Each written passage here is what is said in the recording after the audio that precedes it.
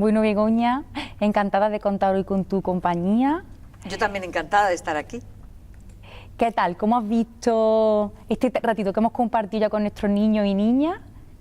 Pues ha sido como dos espacios muy emocionantes, porque ver la carita de los peques en el primer grupo, cómo estaban ahí atentos, atentas a todo lo que decía, que no se querían perder ni una palabra, y luego también las preguntas que me han hecho, que eran con mucho sentido, ¿no? Y que además les movilizaba a ellos, ¿no? Intereses personales, me ha encantado. Y con los más mayores, claro, ya, como se puede hablar con estos niños y niñas ya de unos temas un poquito más profundos, ¿no? Pues yo creo que, por lo menos he pretendido sembrar esa semilla de que no le tengan miedo al miedo, que sepan reconocerlos, que sepan que tenemos el valor en nuestro interior, y creo que han reflexionado bien por las preguntas que han hecho y luego los comentarios que alguno aquí me ha hecho ya en privado.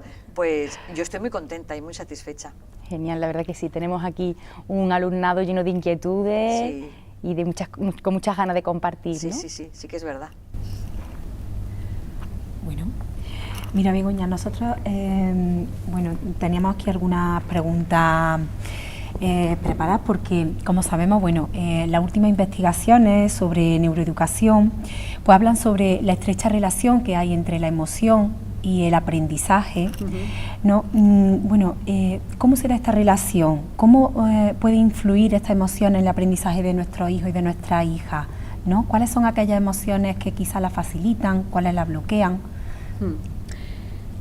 En definitiva, la neurociencia lo que ha descubierto, después de muchos años de averiguar un poco cómo funciona el cerebro, cómo funcionan los procesos de atención, de asimilación, de memoria, de recuperación de la memoria, se han dado cuenta que los procesos cognitivos y los emocionales son una cara, como una moneda de doble cara, o sea, no pueden separarse, ¿no? ¿Qué es lo que sucede? Que pensábamos, antes de todo este tipo de investigación, se pensaba que aprender era un proyecto solamente cognitivo, que compartía solamente determinadas regiones del cerebro que se activaban para incorporar esos conocimientos, ¿no?, que ese niño o niña iba adquiriendo, o el adulto también, y que luego pues, el proceso de memoria era más o menos automático. Hoy se sabe que no, se sabe que el proceso cognitivo y el emocional van de la mano. Y también se sabe que las emociones son las guardianas del aprendizaje, o sea, son como las que están en la puerta del cerebro y dicen, esto sí pasa al interior del cerebro, esto no pasa. Esto pasa, le doy significado, lo meto en la, entre comillas, ¿no?, en el almacén de la memoria, y luego lo puedo recuperar en un examen que me pregunten sobre eso que he aprendido. Y otras emociones dicen, esto no pasa al interior del cerebro. Por lo tanto, todos los procesos de atención están dirigidos por la emoción. Pero la emoción a la vez es como el pegamento de los recuerdos, es el que sirve para memorizar y dar sentido al aprendizaje. Y también lo que se ha descubierto es que hay emociones o estados emocionales que favorecen el aprender, hay otros estados emocionales que lo limitan y ya están más o menos trabajados, ¿no? Por ejemplo, así por poner un breve ejemplo, la curiosidad es la primera situación emocional que activa el aprendizaje. De hecho, hoy en día, que el conocimiento no está ya en las aulas, cuando cualquier alumno o alumna de los que han venido tienen interés en los dinosaurios, aunque yo no sepa nada de dinosaurios, van a aprender solos. Van a buscar la información por aquí, por allá, porque tienen ya la motivación, tienen la emoción y las ganas. O sea, la curiosidad es lo primero. Si no se enciende la curiosidad, aparece el aburrimiento, que es la emoción que bloquea el aprendizaje. Si no hay interés, no hay. La segunda es la confianza en uno mismo, es decir, yo soy capaz de aprender. Por eso es tan importante trabajar la autoestima del alumnado en general, que se sienta capaz de aprender, pero sabiendo que unos aprendizajes le van a costar más que otros, porque tiene su particular espectro de inteligencias, y entonces en aquellas inteligencias donde tenga muy buena dotación le resultará más fácil el aprendizaje, y en aquellas otras asignaturas que tenga que ver con inteligencias que tiene más deficitarias le costará más. Costará más o costará menos en función, pero la confianza en uno mismo le da herramientas para decir puedo, valgo, tengo que aprender, pondré más esfuerzo o menos esfuerzo, pero puedo. Pero la tercera es la confianza en los demás, que si me equivoco no se van a reír de mí, que no voy a pasar vergüenza por cometer un error, que todos estamos ahí como ayudándonos unos a otros, y que, por ejemplo, en el trabajo en equipo, pues a cada uno se le da mejor algo y el resultado final es más que la suma de 1 más 1 más 1 más 1, que al final salen cosas muy bonitas. O sea, la confianza en los demás, el estar relajado en el aula. Pero otra emoción que ayuda mucho a aprender es la calma. Y claro, tenemos muchas aulas estresadas, profesorado estresado, alumnado estresado, y eso bloquea el aprendizaje. O sea, la calma ayuda no solamente a nivel físico, que también, que aumenta el sistema inmunológico, sino que favorece la concentración y la atención.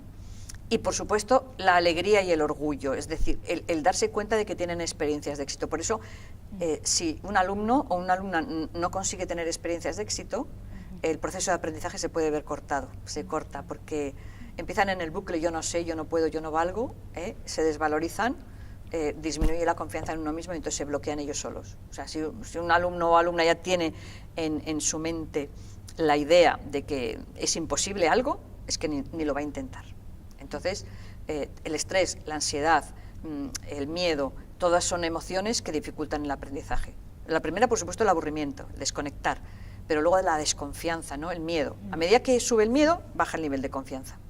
El miedo a los demás o a uno mismo, baja el nivel de confianza en uno mismo o en los demás. Y luego la ansiedad y el estrés, por supuesto. Entonces, vemos que las emociones son como vasos comunicantes. Sube la calma, baja el estrés. Sube el estrés, baja la calma. Sube el miedo, baja la confianza. Sube la confianza, baja el miedo. Y, por supuesto, sube la curiosidad, el aburrimiento se va. O sea, con curiosidad no hay aburrimiento. Pero también es verdad que si el alumno no disfruta aprendiendo, ¿no? Aun con esfuerzo, aun con constancia y perseverancia, abandona porque entra en un circuito negativo. Por lo tanto, todo lo que tiene que ver con ansiedad bloquea el acceso a la memoria. El miedo bloquea el acceso a la memoria. Un alumno ha podido estudiar mucho y el día del examen su nivel de ansiedad es altísimo, no hace una buena regulación emocional y puede quedarse en blanco. Y a lo mejor tú como adulto sabes que ha estudiado, o tú le has visto como padre o madre, le has visto estudiar, pero no le luce porque esa ansiedad le bloquea el acceso a la memoria. Es como que sé que tengo conocimientos de esto, pero no me acuerdo, me he quedado en blanco. Entonces, eso sí que está estudiado ya mucho y por eso se orienta, ¿no?, al profesorado qué tipo de emociones debe favorecer en el aula y qué tipo de emociones debe evitar que aparezcan y si aparecen, transmutarlas y cambiarlas. Que eso es lo que es el liderazgo emocional, que el adulto sea capaz de una clase que está muy enfadada, porque la ira y el enfado también desvían mucho la atención del aprendizaje. Es otra emoción que dificulta bastante. Entonces, si te encuentras una clase muy enfadada, puedes reconducirla a la calma. Tienes que hacer algo para que cambie su estado emocional y luego ya estén más receptivos a lo que vayas a explicar. Muchas gracias. Bueno, Begoña, y tú como autora de más de 280 cuentos, pero entendemos que entiendes el cuento como un recurso valiosísimo para transmitir mensajes, sobre todo al público infanto-juvenil, ¿no? ¿Por qué el cuento? ¿Cómo podemos las familias apoyarnos en este recurso para trabajar la educación emocional en casa? La verdad es que yo empecé a escribir cuentos en mi consulta, en mi trabajo como terapeuta. Yo nunca pensé que me los fueran a publicar. O sea, que los primeros cuentos para sentir, 46 cuentos que salieron sin ilustrar, estaban escritos hace muchísimos años. Yo cuando terminé la carrera empecé a trabajar con niños y adolescentes con problemas de conducta, con fracaso escolar, con muchos problemas. Y les escribía un cuento a cada uno, a cada una, porque a través del cuento, donde eran los protagonistas más o menos, aunque cambiaban los nombres, ellos y ellas mismas empezaban a ver soluciones a sus problemas, viéndolo como desde fuera. No que yo tengo un problema, sino mira el personaje este que tiene este problema, iban dando soluciones, iban encontrando la salida. Era como el hilo de Ariadna que me guía por el laberinto y que así aprendo a salir de él, porque era como un elemento de apoyo. Yo me di cuenta ahí del valor terapéutico del cuento, aparte que había estudiado cómo en Oriente el cuento era una herramienta terapéutica incluso usada por la medicina ayurvédica. Entonces había toda una tradición en Oriente del uso terapéutico del cuento y yo dije, esta línea me gusta.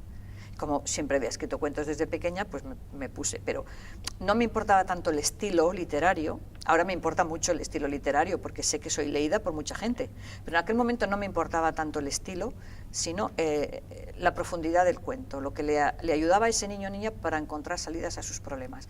Entonces, eso es una realidad que yo he vivido, con lo cual nadie me ha convencido, no, lo he visto yo. ¿Qué pasa? Cuando me empiezan a publicar es porque alguien escucha esos cuentos que yo escribía en terapia y me ofrece publicarlos, yo encantada. Pero entonces empecé a perfilar un poco el estilo de comunicación porque iba a ser leído por otros, manteniendo por supuesto la esencia. Entonces yo sé que padres y madres cuando leen un cuento se genera ahí un estado emocional de compartir emociones, es como un espacio fuera del tiempo.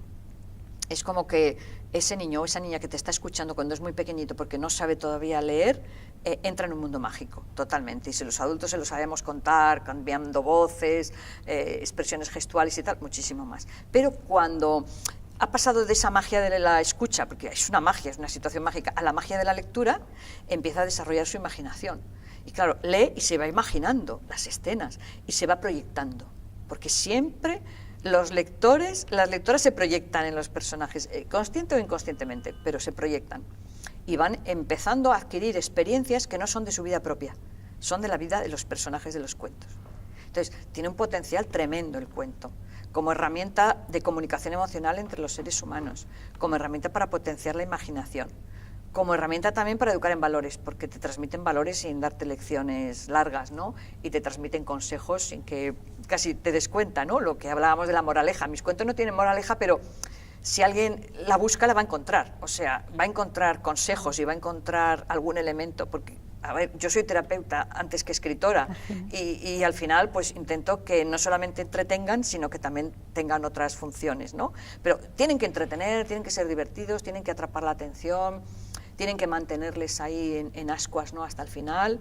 Todo eso lo mantengo. Entonces, en las familias tiene que haber lectura de cuentos, tiene que haber, o sea, el rato del cuento sería sagrado. Escucha de cuento y ese encuentro mágico de corazones mientras no saben leer, y luego estar leyendo con ellos, o incluso leerles aunque sepan leer, leerles, porque es algo muy especial ese encuentro. Entonces yo invito a las familias a que utilicen los cuentos, pero no ya, toma un cuento y entretente un rato, no, que tienen mucho más detrás. Entonces que aunque sepan leer, pero que siempre estén los adultos animando a la lectura, porque es generar un hábito lector. Y cuando ya generas ese hábito, te acompaña el resto de tus días. Cambiarán los temas, cambiarán, por supuesto, los formatos de libro, ya no leerás cuentos, a lo mejor lees novelas o biografías, pero ya está metido el gusanillo de la lectura, ¿no? Y es un medio fabuloso para madurar y crecer. Vale, sí. Mira, según tu dilatada experiencia, Begoña, ¿puedes hacernos alguna propuesta para trabajar en equipo entre escuela y familia con el objetivo de implantar esta educación emocional en nuestro día a día? Pues es que sería fabuloso que se leyera un cuento en familia y se trabajara en el aula. Vale. Sería fabuloso, porque padres y madres no van a tener herramientas para dedicar vamos a decir, sacarle más miga al cuento, pero con que lo lean, y lo lean las veces que el hijo o la hija lo pida, porque da la casualidad que los cuentos son como una cebolla, ¿no? Tienen distintas capas. La capa exterior es la historia. Evidentemente, si tú no has leído un cuento, pues por primera vez lo lees con ganas de llegar al final y saber de qué va. Y hay un problema en el personaje, a ver cómo lo soluciona, ¿vale? Pero la segunda vez, cuando un niño pide un cuento por segunda vez, ya no está fijándose en la historia, porque ya realmente ya lo sabe. Se está fijando en las emociones de los personajes, en este conflicto que tiene, en las ideas que se le ocurren para salir del conflicto, va buscando otras capas de la cebolla. Entonces, en las familias se podía leer ese cuento, o se podía leer, si es largo, por partes, en una semana, dependiendo ya de la edad y de la capacidad de atención, ¿no?, de los críos, y luego en el aula trabajar ese cuento. Y luego aportar algo más al cuento, que a mí siempre me parece que el lector puede enriquecer la vida del cuento, que es darle finales diferentes. Darle otros finales, o parar el cuento a la mitad, por ejemplo, y que en el aula se plantee: ¿y si Dracolino, en lugar de seguir su vocación, que era cantar, hace lo que han hecho siempre todos los dragones? ¿Se va a sentir feliz o no? ¿O cómo se va a sentir? Entonces, ir abriendo como puertas en determinados momentos del relato para que ellos y ellas intervengan y le den también su propio matiz. ¿Qué es lo que pasa? Que el adulto que está escuchando las respuestas es como un test proyectivo, se da cuenta de muchas cosas. Sí. Y entonces puede ayudar también desde la escuela a la familia a decirle: mira, me he dado cuenta que tu hijo, cuando se tenía que enfrentar a esta prueba, que era enfrentarse a un miedo tal, como que no se siente capaz. Apóyale en la autoestima, dile que tiene el valor dentro, ayúdale porque le está costando esto. O sea, familia y escuela remando en la misma dirección son súper eficaces, y el cuento puede ser como un elemento intermediario. Fantástico, interesantísimo. Begoña, bueno, para terminar, ¿no? Bueno, ya nos has dado muchísimos argumentos que nos han convencido totalmente de la importancia del cuento en etapas, bueno, y la educación emocional en general, ¿no? En las etapas de infantil, primaria, incluso en esa adolescencia incipiente, donde también nos podemos apoyar en este recurso. Pero ¿qué puede aportar la educación emocional para el futuro de nuestros hijos? Porque a las familias nos gusta mucho saber en qué se va a traducir esto, ¿no? En una edad adulta, en un futuro. ¿Qué nos puedes contar a propósito de eso? Bueno, yo llevo 26 años dando formación en educación emocional, entonces he hecho el seguimiento a niños y niñas desde a lo mejor 3 años hasta 13, o sea, 10 años en algunos coles, que voy viendo cada año cómo van evolucionando. Y lo que nos damos cuenta es que cuando son muy pequeños, a partir de 3 años, 4 años, empezar la educación emocional es generarles unas herramientas que van a necesitar en el futuro. Ojo, esto es como la caja de herramientas. Tú le das una herramienta básica es aprender a poner nombre a las emociones. Otra herramienta básica es regular las emociones, gestionarlas, saber cómo salir de ella o bajar el nivel de intensidad. Otra herramienta es conocer las emociones de los demás. Bueno, distintos tipos de herramientas. En educación emocional son importantes todas, pero tú se las das y le explicas para qué sirven y las tienen. Y la caja de herramientas en casa, si un día tienes que clavar un clavo, vas, coges el martillo y clavas el clavo, nadie te tiene que venir a ayudar. Si tienes que con la llave inglesa apretar una tuerca, lo aprietas porque ya sabes que tienes la llave inglesa, es decir, en el futuro se ha demostrado, porque esto hay muchas tesis doctorales en la Universidad de Málaga, en Cantabria, en el País Vasco, en Barcelona, se ha demostrado que el tener esta caja de herramientas, estas habilidades emocionales, esta educación emocional, es prevención de drogas, prevención de bullying, prevención de maltrato, prevención de depresión, prevención de suicidio. O sea, es un factor de prevención primaria de muchísimos elementos que hoy en día son una lacra social y que están causando mucho daño, porque el nivel de suicidios de adolescentes se ha triplicado en nuestro país. Entonces, se ha visto que estas personas, al tener esas herramientas, las usan. Pero, ¿qué es lo que pasa? Que las habilidades emocionales son habilidades. Es decir, yo no me vuelvo una experta cocinera leyendo un libro de Arguiñano. No, si yo leo el libro y me quedo en el libro, me hago experta cocinando. El primer día se me quemará la comida, el segundo día se me quedará crudo, el tercer día voy pillando ya cómo. La habilidad se desarrolla poniéndola en práctica. Entonces, si desde pequeñitos la van poniendo en práctica, resulta que llega un momento que tú a los 15 años o a los 20 dices, ya sé cocinar, porque me han dejado y me han enseñado a cocinar desde pequeñito, ya sé cocinar.